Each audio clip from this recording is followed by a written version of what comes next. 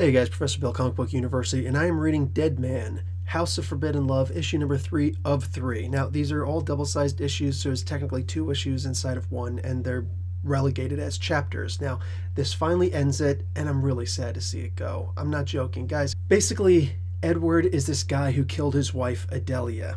And Edward is Nathan, the guy who's currently in the comic married to Bernice. Now, quick aside, Bernice is very receptive to ghosts and can see ghosts. So she could see Deadman and she could see Adelia. And Sim is her non-gender identifier friend who is big into antiques. He has a very funny line in here. We're burning down the house, but what about the furniture?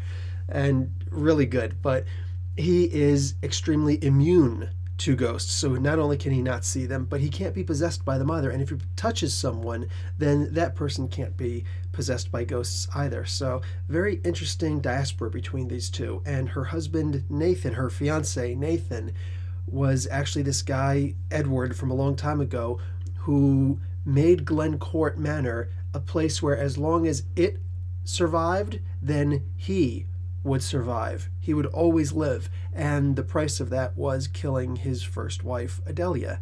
And it's really sad. And all of this gets exposed in this issue. And the resolution is kind of straightforward. You could pretty much guess it as you're reading it. But it was such a great story. Guys, I haven't read everything by Deadman. I have read my fair share of Deadman, and that includes the newspaper series that came out. I believe it was like 10 or 12. I think it was 12 issues of a newspaper with a whole bunch of comics on it, DC Comics. This was maybe 10 years ago.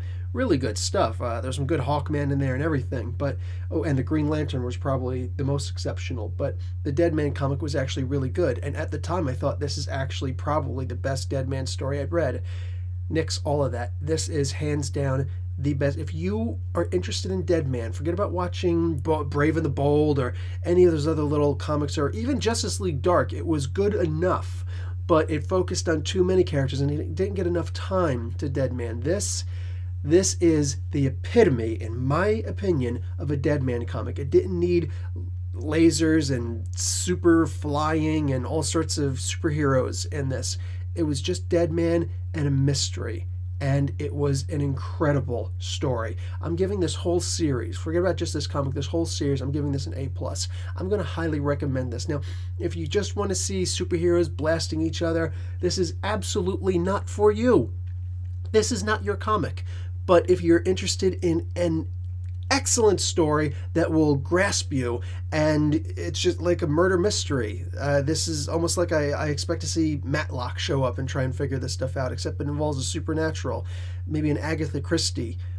But this was such a good story. I highly recommend it. And if you are in the slightest bit interested in finding out about this Deadman character, these are the 3 comics to read, guys.